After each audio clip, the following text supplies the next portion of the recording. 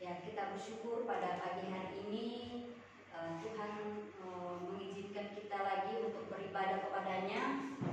Kita bersyukur untuk setiap pemeliharaan Tuhan, setiap perlindungan Tuhan bagi kita semua sampai pada hari ini.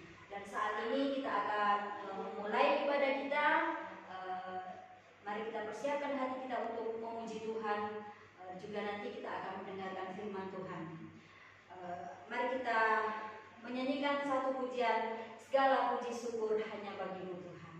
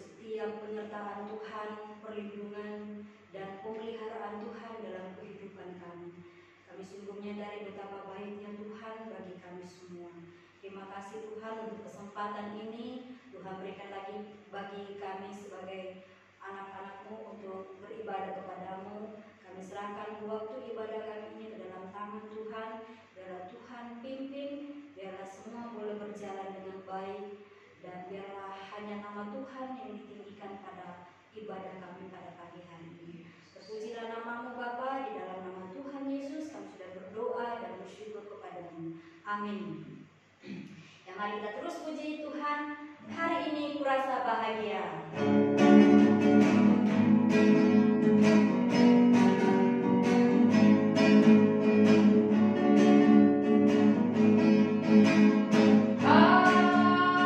Hari ini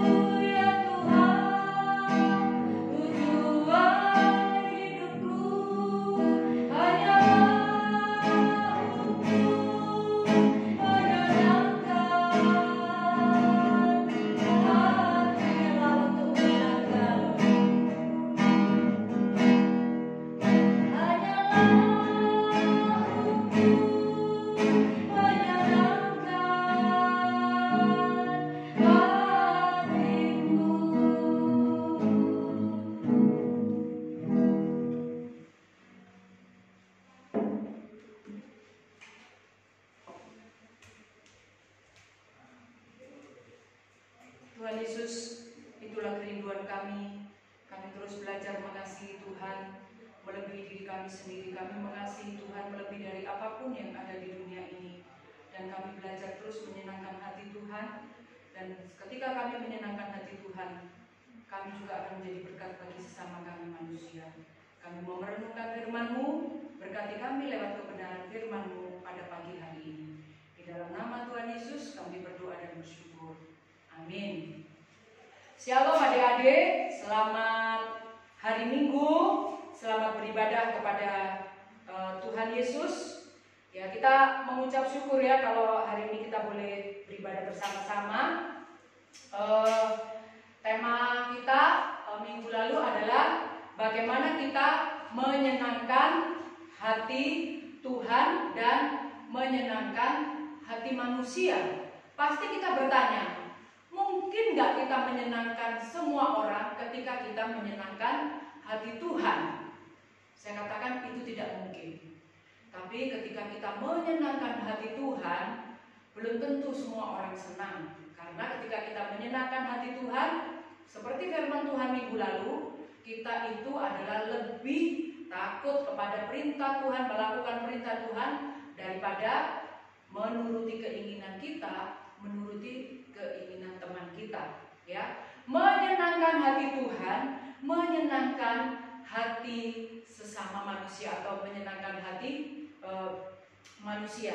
Nah, kita akan membaca satu bagian firman Tuhan dari Matius 12 ayat 34 mulai ayat 33 sampai ayat 37. Jikalau suatu pohon kamu katakan baik, maka baik pula buahnya. Jikalau suatu pohon kamu katakan tidak baik, maka tidak baik pula buahnya. Sebab dari buahnya pohon itu dikenal. Hai kamu keturunan ular beludak, bagaimana kamu dapat mengucapkan hal-hal yang baik, sedangkan kamu sendiri jahat? Karena yang diucapkan mulut meluap dari hati. Orang yang baik mengeluarkan hal-hal yang baik dari perbendaharaannya yang baik, dan orang yang jahat mengeluarkan hal-hal yang jahat dari perbendaharaannya yang jahat. Tetapi aku berkata kepadamu, setiap kata sia-sia yang diucapkan orang harus dipertanggungjawabkannya pada hari penghakiman. Karena menurut ucapanmu engkau akan dibenarkan, dan menurut ucapanmu pula engkau akan dihukum. Nah, jadi pelajaran kita menyenangkan hati Tuhan, menyenangkan, disukai oleh Tuhan dan disukai oleh sesama manusia. Nah, yang pertama kita akan belajar bagaimana kita menyenangkan atau kita disukai Tuhan adalah lewat perkataan kita. Minggu depan baru lewat hal-hal yang lain yang akan kita bahas.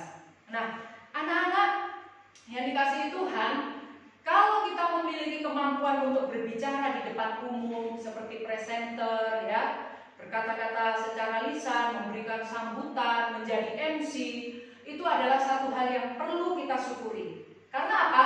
Dengan kata-kata kita bisa mengungkapkan pendapat atau isi hati kita. Kita dapat membangun hubungan yang baik dengan orang lain. Tetapi sebaliknya, kalau kita tidak bisa mengekang mulut dan lidah kita, kita bisa menghancurkan sebuah hubungan dan menyakiti sesama kita. Nah, ada seorang anak, ya, dia waktu itu dia kesal, dia marah, ya, dan ketika dia marah, bapaknya bilang begini, kamu ambil paku dan kamu ambil palu. Kemudian ketika kamu marah kepada si A, kepada si B, pakukan ini, aku marah dengan kamu, pakukan lagi, ya. Dan apa yang terjadi anak-anak? Ternyata anak ini bukan hanya memaku 5 sampai 10, tapi banyak sekali di tembok itu. Kemudian bapaknya bilang, kamu sudah puas? Ketika kamu marah, kamu memukulkan paku seperti ini adik-adik ya, paku ini ditancapkan di tembok, kamu puas? Kemudian anak ini bilang, iya aku puas, aku sudah melampiaskan amarahku. Terus bapaknya bilang, sekarang yang kedua, kamu cabut satu persatu paku itu.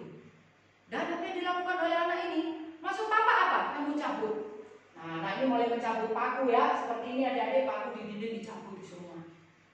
Dan apa yang terjadi? Bapaknya bilang, pakunya bisa kamu ambil, bisa. Tetapi bekasnya bagaimana? Masih ada bekasnya? Nah, seperti ini ya. Nah, coba Ibu geser. Nah, ini ya. Seperti ini paku yang dicabut, ada bekasnya. Nah, Bapak Ibu bilang, ketika kamu marah, kamu bisa melampiaskan amarahmu dengan kata-kata. Tetapi perkataan itu ada bekasnya. Berbekas di dalam hatimu, berbekas kepada orang ketika menerima perkataan. Nah, adik-adik pasti dalam pelajaran sejarah kelas besar, tunas remaja Kamis Gembira tahu Napoleon Bonaparte. Dia adalah jenderal dari Perancis yang terkenal. Nah, jenderal ini ahli perang. Dia katakan 4 surat kabar itu lebih berbahaya daripada 1000 senapan. Karena apa? Dikatakan ya, berita-berita di 4 surat kabar, berita gosip, berita mungkin merendahkan orang lain, itu dikatakan lebih mematikan dari 1000 senapan. Nah, apa itu? Ya, kalau kita lihat ya, perkataan apa yang membahayakan, yang bisa lebih membunuh daripada 1000 senapan. Yaitu dikatakan apa? Perkataan atau gosip atau fitnah, kata-kata negatif yang dibesarkan berdampak buruk bagi orang lain, berdampak buruk bagi hidup orang lain, dan menjadi bumerang ya bagi orang yang menyebarkan. Siapa di sini yang pernah nonton film Upin dan Ipin? Ya, Tante Orpa pasti nonton ya, dampingi Evan ya.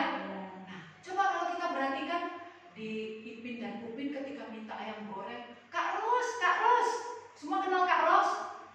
Nah, Kak Ros itu dikatakan kata-katanya selalu kasar. Dan waktu orang tua menonton Ipin Upin, mereka itu banyak yang protes. Karena anak-anak menirukan apa yang diucapkan oleh Kak Ros. Taklah, mandi dulu lah. Nah, kata-katanya seperti itu. Dan akhirnya karakter Kak Ros agak dirubah. Nah, anak-anak disukai oleh Tuhan. Itu juga dikatakan di dalam ayat yang ke-33. Dari buahnya pohon itu diketahui. Jadi dari buah perkataan yang kita ucapkan itu adalah buah yang bisa dilihat oleh orang. Apakah kita ini disukai oleh Tuhan dan disukai oleh sesama? Ya. Jadi kuncian pertama dikatakan dari buahnya pohon itu dikenal. Buah apa? Dikatakan orang yang baik mengeluarkan hal-hal yang baik dari perkataannya, ya. Tetapi orang-orang yang jahat mengeluarkan hal-hal yang jahat dari perkataannya. Karena perkataan kita itu meluap dari hati kita. Nah, kenapa Tuhan Yesus mengatakan setiap kata-kata sia-sia yang diucapkan harus dipertanggungjawabkan pada hari penghakiman? Karena kalau kita lihat di dalam ayat 22 sampai ayat yang ke-32, Tuhan Yesus pada waktu itu menyembuhkan orang yang bisu. Nah, sebetulnya orang harusnya senang orang ini bisu tetapi disembuhkan, ya. Dia bisu karena kerasukan setan. Ada iblis yang menguasai mulutnya sehingga dia tidak bisa berbicara. Dan itu dilepaskan oleh Tuhan Yesus. Tapi karena orang-orang Farisi ini ya tidak senang kepada Tuhan Yesus, maka membuat berita yang buruk. Dikatakan Tuhan Yesus itu dikatakan mengusir setan dengan kuasa iblis. Mengusir iblis dengan kuasa iblis. Nah, jadi kalau kita lihat orang yang hatinya memang jahat, perbuatan baik orang lain pun dinilai jahat. Itulah orang Farisi. Tuhan Yesus menyebut orang Farisi sebagai poneros. Apa? Poneros.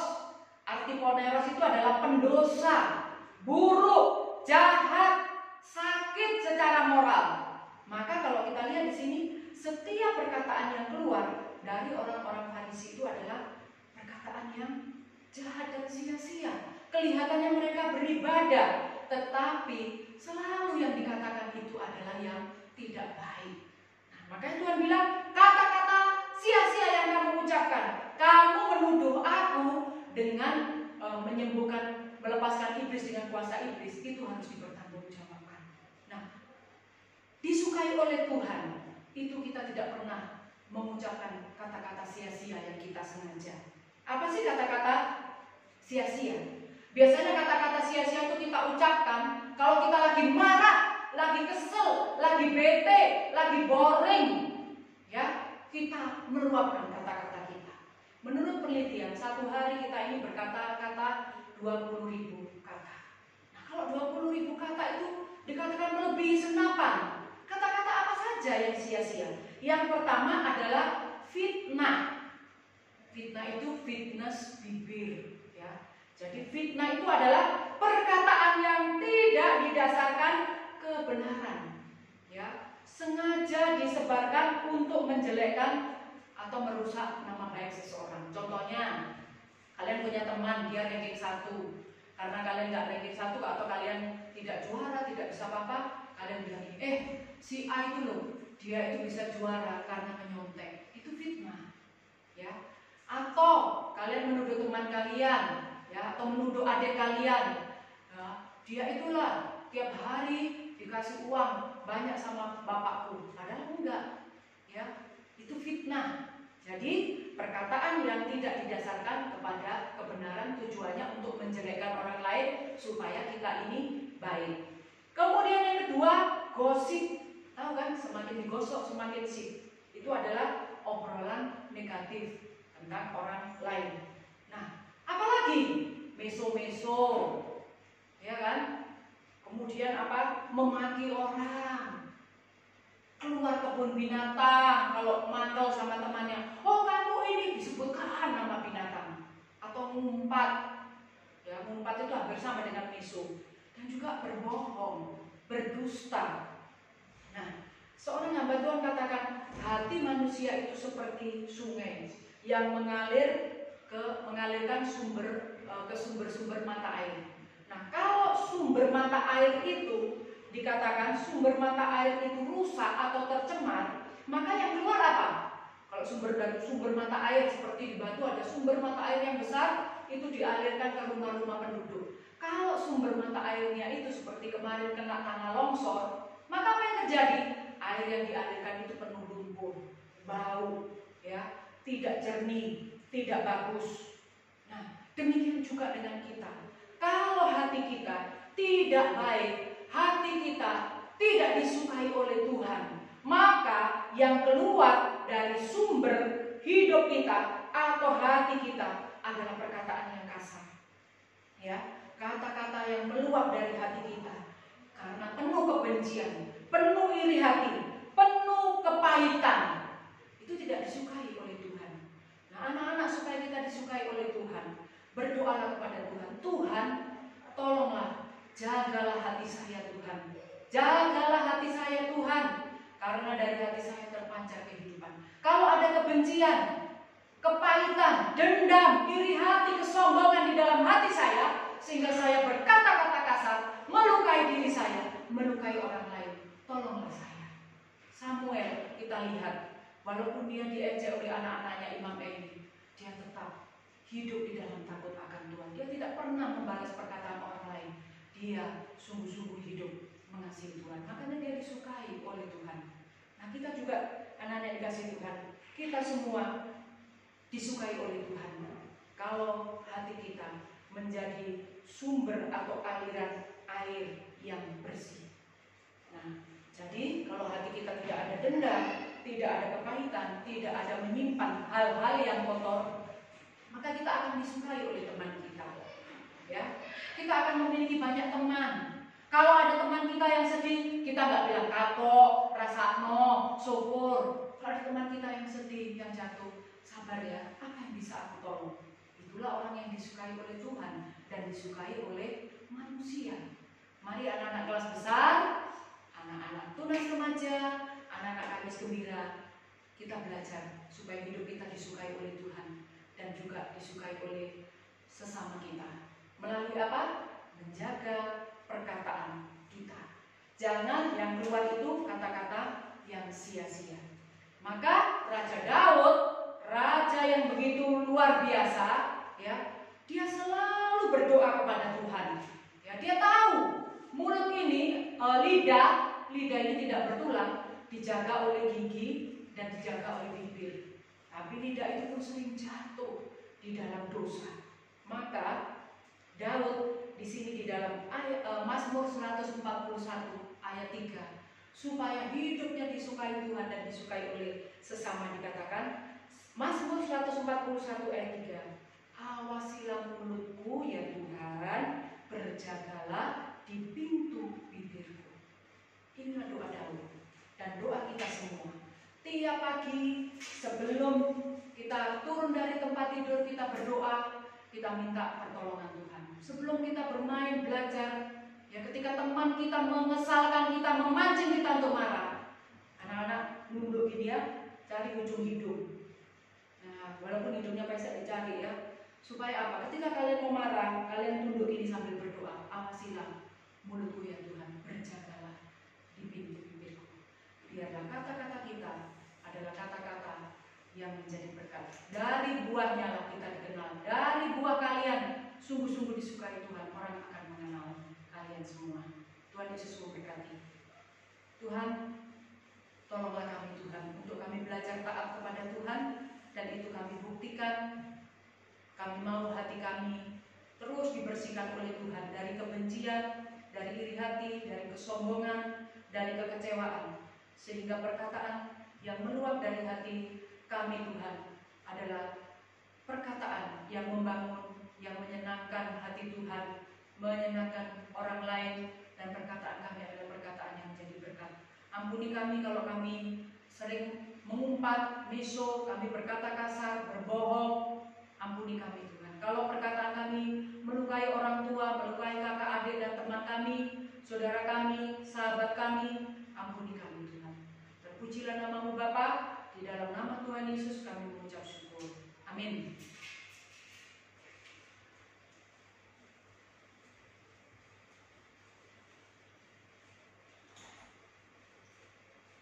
Ya, jadi adik-adik, pagi ini kita diajar oleh firman Tuhan untuk menjaga mulut kita, menjaga setiap perkataan yang keluar dari mulut kita. Mari kita mengeluarkan kata-kata yang baik, yang menyenangkan hati Tuhan, menyenangkan hati sesama, agar kita disukai oleh Tuhan dan disukai oleh sesama kita. Kita akan memberikan persembahan syukur kita kepada Tuhan.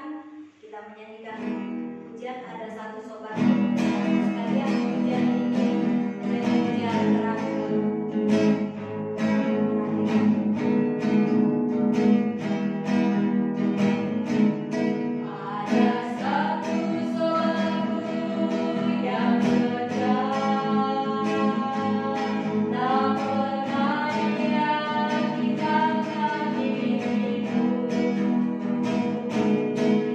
Waktu aku susah, waktu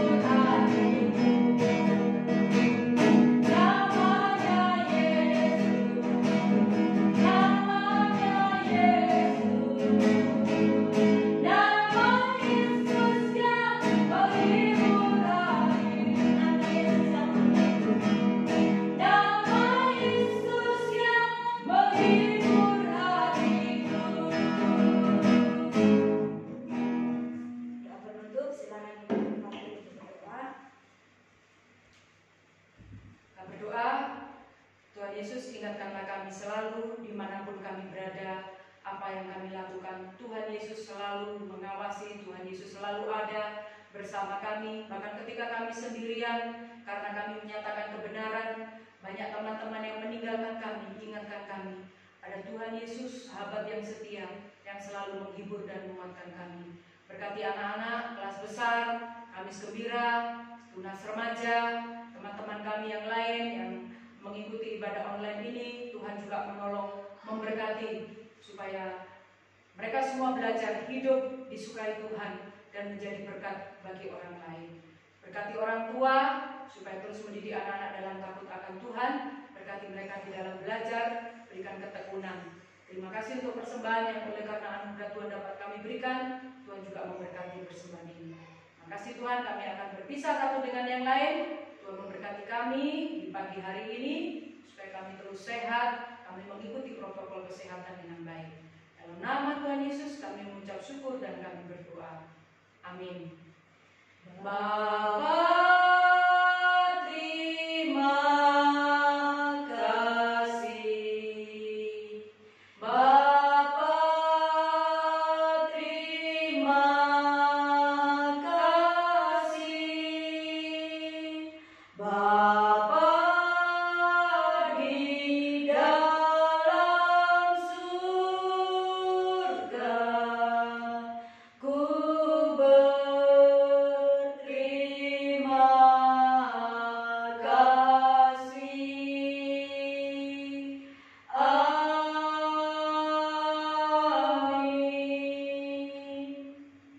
Amin. Selamat hari Minggu, Tuhan Yesus berkati. Silakan Bu Erma, ada pengumuman mungkin teman-teman yang kesaksian. Ya, adik-adik, 2 minggu yang lalu kita sudah mendengarkan, kita sudah sampaikan bahwa ada teman kita yang sudah mengirimkan kesaksian. Minggu lalu dibaca. Ya, jadi Yang lain kita masih nunggu lagi ya. Sangat ditunggu, karena pasti semua adik-adik di rumah punya kesaksian tentang kasih Tuhan yang selalu menjaga dan memelihara adik-adik semua. Ya. Jadi ibadah kita hari ini sudah selesai.